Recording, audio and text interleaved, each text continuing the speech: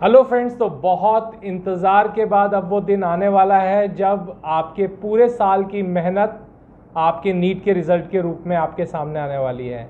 Already NTA ने अपने keys release कर दी है और आप सभी ने अपने कीज़ के साथ अपने आंसर शीट को मैच करके अंदाज़ा लगा लिया होगा कि आपका नीट स्कोर क्या आने वाला है। और जब आपको ये उम्मीद नज़र आ गई कि आप नीट क्वालिफाई होने वाले हो, तो चाहे आपके मिनिमम नंबर ही हो, हर स्टूडेंट के दिल में एक उम्मीद होती है कि अब वो डॉक्टर बनेगा और उसको कोई ना कोई कॉलेज मिलेगा। तो आज के इस वीडियो में हम बात करने जा रहे हैं कि अब आपको जो काउंसलिंग प्रोसेस के थ्रू गुजरना है वो काउंसलिंग कैसे होती है। इसके अलावा आपको किन किन बातों का ध्यान रखना है, कैसे आपका काउंसलिंग का प्रोसीजर होगा। और आपको मालूम है कि काउंसलिंग 2 स्टेजेस में होती है। पहले 15% यानी कि सेंट्रल काउंसलिंग होती है और उसके बाद 85% सीट्स के लिए स्टेट काउंसलिंग होती है। तो इनमें आपको किन बातों का ध्यान रखना है, यहाँ मैं एक बात बताना चाहूँगा। बहुत सारे ऐसे स्टूडेंट्स होते हैं जिनकी अच्छे नंबर होते हैं, उसके बाद भी काउंसलिंग और चॉइस फिलिंग में चूक हो जाने के कारण कई बार उनको अच्छे कॉलेज नहीं मिल पाते। और कई बार स्मार्ट चॉइस फिलिंग करने से, सही गाइडेंस मिलने से आपके कम नंबर पर भी आपको अच्छा कॉलेज मिल जाता है।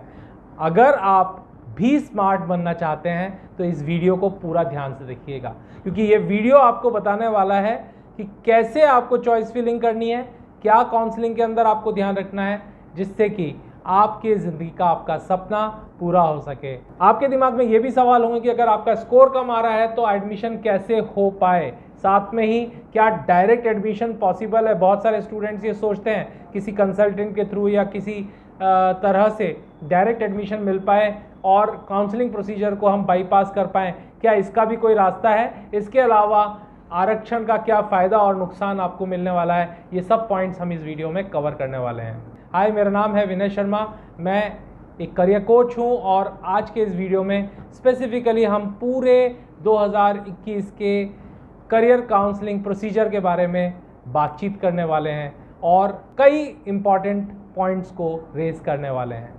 तो सबसे पहला सवाल बहुत सारे स्टूडेंट्स ये पूछ रहे हैं, मेरे को बहुत सारे बच्चों ने कमेंट्स किया है कि क्या आप या कोई भी कंसल्टेंट किसी कॉलेज में एडमिशन करा सकता है, या नीट के काउंसलिंग प्रोसीजर को बाईपास करके क्या हम डायरेक्ट एडमिशन ले सकते हैं। तो यहाँ मैं आपको बिल्कुल स्पष्ट रूप से कह देना चाहता हूँ, किसी भी इंडियन मेडिकल कॉलेज में अगर आपको एडमिशन लेना है तो आपको नीट काउंसलिंग के प्रोसीजर के थ्रू ही जाना पड़ेगा। मैं एक बार फिर रिपीट कर रहा हूँ, आपको नीट काउंसलिंग के प्रोसीजर के थ्रू ही जाना पड़ेगा, इसके अलावा कोई रास्ता नहीं है। और अगर आपको कोई भी व्यक्ति ये बात कह रहा है कि वो डायरेक्ट एडमिशन करा देगा या आपके नीट काउंसलिंग के प्रोसीजर्स को बाईपास कर देगा, तो आपको थोड़ा सा सतर्क रहने की ज़रूरत है। हाँ, निश्चित रूप से यहाँ पर किसी तरह के मेंटोर या काउंसलर्स की आपको ज़रूर सेवाएं लेनी चाहिए, जो कि आपको गाइड कर सकें, आपको चॉइस फिलिंग में हेल्प कर पाएँ और अपने एक्सपीरियंस के माध्यम से वो आपको सही ऑप्शंस सेलेक्ट करने में मदद कर पाएँ, जिससे आप अच्छे ऑप्शंस सेलेक्ट कर पाएँ और अच्छा कॉलेज आपको मिल सके। तो चलिए समझते हैं काउंसलिंग के पूरे प्रोसीजर को डिटेल में। काउंसलिंग 2 स्टेजेस में होती है। पहली काउंसलिंग होती है सेंट्रल काउंसलिंग, ये 15% सीट्स के लिए होती है। इसका मतलब ये है कि हर एक स्टेट की 15% गवर्नमेंट सीट्स वो सेंट्रल कोटा में रिजर्व्ड होती है। इसमें कोई भी स्टूडेंट जिसने नीट क्वालिफाई कर लिया है काउंसलिंग के लिए भर सकता है, वो एलिजिबल है। वो स्टूडेंट निश्चित रूप से अप्लाई करके कोशिश कर सकता है कि उसको कोई ना कोई गवर्नमेंट कॉलेज मिले। इसमें आप पूरे इंडिया के सभी कॉलेजेस के अंदर अप्लाई कर सकते हैं। लिस्ट सभी गवर्नमेंट कॉलेजेस की आपको मिलेगी, इसमें से आप कोई भी कॉलेज सेलेक्ट कर सकते हैं। इसमें अगर कोई एग्जेम्पशन है तो वो है जम्मू एंड कश्मीर स्टेट। सिर्फ जम्मू एंड कश्मीर के स्टेट के कोई भी सीट को आप अप्लाई नहीं कर सकते हैं, लेकिन जम्मू कश्मीर के स्टूडेंट्स बाकी सीट्स के लिए ज़रूर अप्लाई कर सकते हैं। As per the latest NEET seats data, अभी तक टोटल मिला के इंडिया में 83,075 MBBS की सीट्स हैं, 26,949 BDS की सीट्स हैं, 52,720 आयुष की यानी कि आयुर्वेदिक की सीट्स हैं, 525 BV साइंस यानी कि वेटेनरी की सीट्स हैं। तो टोटल मिला के इंडिया में 554 मेडिकल कॉलेजेस और 315 डेंटल कॉलेजेस हैं। लेकिन ये काउंसलिंग गवर्नमेंट कॉलेजेस के लिए एप्लीकेबल है, प्राइवेट कॉलेजेस के लिए ये काउंसलिंग एप्लीकेबल नहीं है, क्योंकि प्राइवेट कॉलेजेस की काउंसलिंग स्टेट कोटा के थ्रू ही होगी। इस ऑल इंडिया 15% कोटा की जो सीट्स हैं, इस पे सारे गवर्नमेंट कॉलेजेस की सीट्स के लिए आप काउंसलिंग के लिए भर सकते हैं। बनारस हिंदू यूनिवर्सिटी BHU की 100% सीट्स इसी काउंसलिंग के थ्रू भरी जाएंगी। इसके अलावा अलीगढ़ मुस्लिम यूनिवर्सिटी AFMC की भी 100% सीट्स इसी से भरी जाएगी। आप सभी जानते हैं कि 2019 तक जिपमेर के लिए और एम्स के लिए अलग से एंट्रेंस एग्जाम हुआ करता था। 2020 से ये एग्जाम भी मर्ज कर दिया गया है और अब all India institute of medical science और जिपमेर की भी सभी सीट्स इस काउंसलिंग के थ्रू ही भरी जाएंगी। इसके अलावा 85% of the state quota seats of Delhi university and IP university की VMMC, ABVIMS और ESIC डेंटल, इन सब की सीट्स भी इसी के थ्रू। इसके अलावा सभी डीम्ड यूनिवर्सिटी के एडमिशन्स भी इसी काउंसलिंग के प्रोसीजर के थ्रू होंगे। तो चलिए समझते हैं ऑल इंडिया कोटा की काउंसलिंग का प्रोसीजर। सबसे पहले आपको ये पूरी काउंसलिंग के लिए चॉइस फिलिंग का ऑप्शन मिलेगा साइट mcc.nic.in पे। सभी ऑप्शंस यहीं पे भरे जाएंगे, इसके अलावा कोई भी दूसरी वेबसाइट नहीं है। तो ऑल इंडिया कोटा की सीट्स के लिए टोटल रजिस्ट्रेशन आपको mcc.nic.in वेबसाइट पे ही करना होगा। यहीं पर आपको रजिस्ट्रेशन करके अपनी फीस का पेमेंट भी करना होगा। इसके अलावा यहाँ पर आपको चॉइस फिलिंग के ऑप्शंस मिलेंगे और एक बार आप इसको मॉडिफाई कर सकते हैं, लेकिन उसके बाद एक बार अगर आपने अपने चॉइसेस को लॉक कर दिया, उसके बाद फिर ऑप्शंस को आप चेंज नहीं कर सकते। तो ऑल इंडिया कोटा में 2 राउंड्स में काउंसलिंग होगी, इसके अलावा कोई एक्स्ट्रा चांस आपको नहीं मिलेगा। सबसे पहले राउंड 1 में अगर आप ऑप्शंस भरते हैं तो जो भी ऑप्शंस आपने भरे हैं, अगर आपको अपने परसेंटेज के हिसाब से, अपने नंबर्स के हिसाब से ऑप्शन मिल जाता है तो आप उस सीट को ले सकते हैं और सीट के अंदर जाके आपको तुरंत कॉलेज के अंदर रिपोर्ट करना होगा। और अगर आपको वहाँ पर सीट नहीं चाहिए तो फिर आप राउंड 2 में जा सकते हैं और अपनी सीट को छोड़ सकते हैं। अगर आपको अपेक्षा है, आपको उम्मीद है कि इससे बेहतर कॉलेज आपको मिल सकता है। राउंड 2 में एक बार आपने चॉइस फिलिंग की है, उसके बाद अगर आपको कॉलेज मिल जाता है तो आप फिर उस सीट को नहीं छोड़ सकते हैं, अदरवाइज आपका जो भी डिपॉजिटेड अमाउंट है वो फॉरफिट हो जाएगा और आपको कोई आगे चांस नहीं मिलेगा। अगर आप राउंड 2 में चले जाते हैं तो राउंड 1 में जो भी चॉइसेस आपने ऑप्शंस फिल किए हैं वो सबको नल एंड वॉइड मान लिया जाएगा और राउंड 2 में भरे हुए ऑप्शंस को ही फाइनल ऑप्शंस माना जाएगा।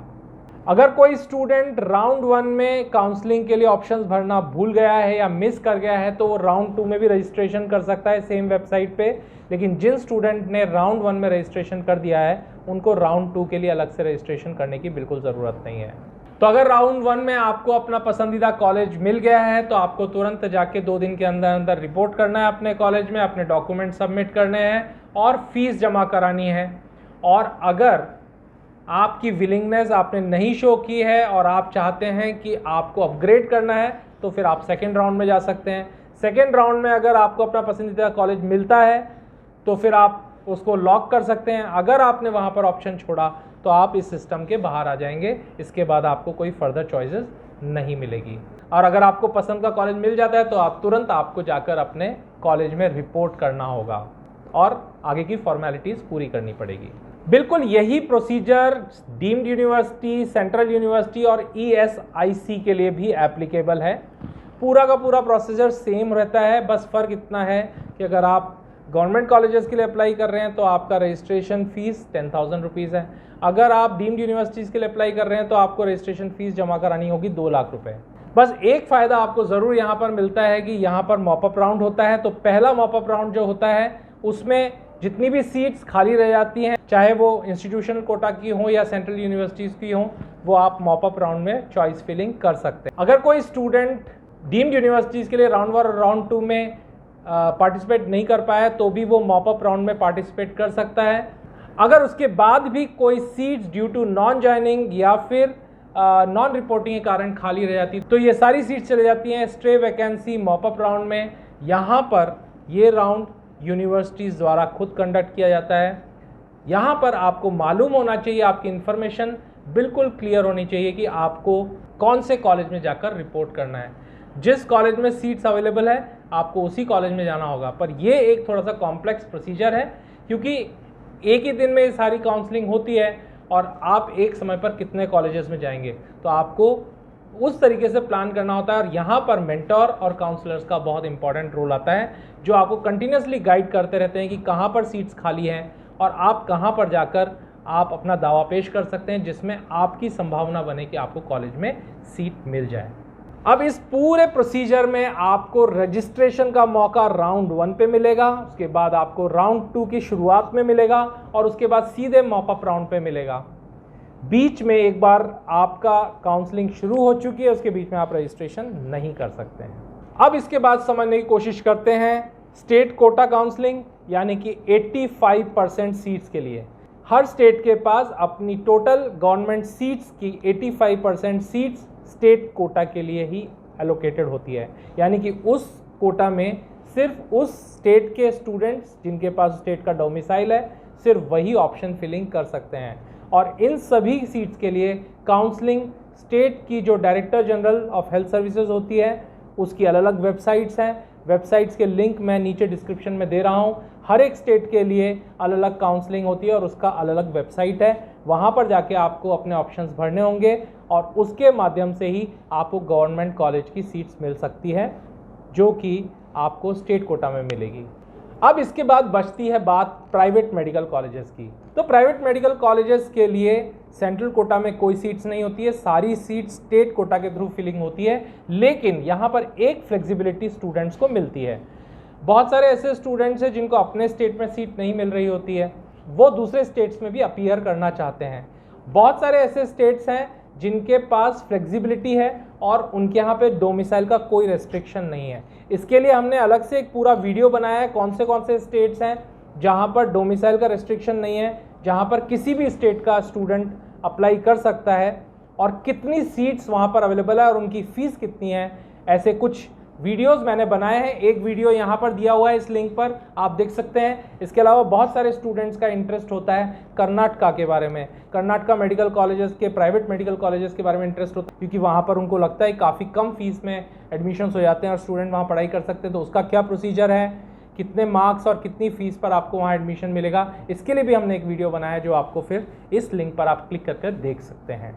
तो इन ऑप्शंस के थ्रू आप जिन स्टेट्स के अंदर डोमिसाइल के रेस्ट्रिक्शंस नहीं है वहाँ पर भी अप्लाई कर सकते हैं और इसके बारे में भी हमने पूरी जानकारी एक अलग वीडियो में दे दी है। अब आपको कुछ चीज़ें बता देना चाहता हूँ। पहले तो आप ये समझ लीजिए कि कोई भी काउंसलर अगर आपको ये बोल रहा है कि आपकी एडवांस बुकिंग करा देंगे, एडवांस बुकिंग का कोई सिस्टम नहीं होता है। इसके अलावा कोई डायरेक्ट एडमिशन नहीं होते हैं। आपको सारा का सारा जो कुछ भी करना है वो काउंसलिंग के प्रोसीजर के थ्रू ही करना है। यही एकमात्र लीगल प्रोसीजर है इंडिया में, इसके अलावा कोई लीगल प्रोसीजर नहीं है। हाँ, आप ज़रूर किसी एक्सपर्ट की मदद ले सकते हैं और उस तरह की कोई भी मदद की अगर आपको ज़रूरत है तो आप नीचे दिए गए लिंक पर हमसे भी संपर्क कर सकते हैं। हमारे काउंसलर्स आपको सभी तरीके से मदद करने की पूरी कोशिश करेंगे। और हाँ, एक आखिरी बात ज़रूर मैं बताना चाहूँगा, किसी भी स्टूडेंट ने अगर रजिस्ट्रेशन नहीं किया है और बिना रजिस्ट्रेशन के कोई भी आपको ऐसा दावा करता है कि बिना रजिस्ट्रेशन के वो आपको किसी मेडिकल कॉलेज में एडमिशन दिला देगा, तो प्लीज़ सावधान रहिएगा। ऐसा कोई प्रोसीजर नहीं है, आपको रजिस्ट्रेशन करना ही होगा, चाहे वो रजिस्ट्रेशन आप किसी के थ्रू करवाएं या आप खुद करें, लेकिन बिना रजिस्ट्रेशन के आपको कोई भी सीट नहीं मिल पाएगी। तो अगर आप में से कोई भी स्टूडेंट राजस्थान, उत्तर प्रदेश, कर्नाटका और बहुत सारे अलग अलग स्टेट्स के अंदर क्या प्रोसीजर्स हैं उन सबको जानना चाहते हैं, हमारे इस चैनल को अभी सब्सक्राइब करें, बेल आइकॉन को प्रेस करें। इस पर हमने बहुत सारे वीडियोस बना के डाले हुए हैं जो अलग अलग स्टेट के काउंसलिंग प्रोसीजर्स, वहाँ के कॉलेज, उनके फीस स्ट्रक्चर्स, उनके अंदर कितने नीट स्कोर पे आपका एडमिशन होने की संभावना है, वो सारी जानकारी डिटेल में हमने उन वीडियोस में डाली है। तो अगर आप चैनल को सब्सक्राइब कर लेंगे तो आपको वो सारे वीडियोस मिल पाएंगे और भी बहुत सारे वीडियोस लेटेस्ट अपडेट्स और इन्फॉर्मेशन के साथ हम कंटिन्यूसली ऐड कर रहे हैं। इसलिए इस चैनल से जुड़े रहना आपके लिए बहुत ज़रूरी भी है और इम्पॉर्टेंट भी है। तो इसीलिए हमारे इस चैनल के साथ आप जुड़े रहें। तो ये था हमारा आज का वीडियो जिसमें हमने आपको बताया नीट 2021 की एडमिशन काउंसलिंग का प्रोसेस क्या होगा, कैसे काउंसलिंग होती है और उसके अलावा काउंसलिंग के कुछ टिप्स भी मैंने आपके साथ शेयर किए हैं। हमारे इस चैनल के साथ जुड़े रहें और भी बहुत सारे इंटरेस्टिंग वीडियोस के साथ हम आपको लेटेस्ट अपडेटेड इन्फॉर्मेशन शेयर करते रहेंगे। तब तक खुश रहिए, मस्त रहिए, एंजॉय कीजिए। Goodbye and thank you.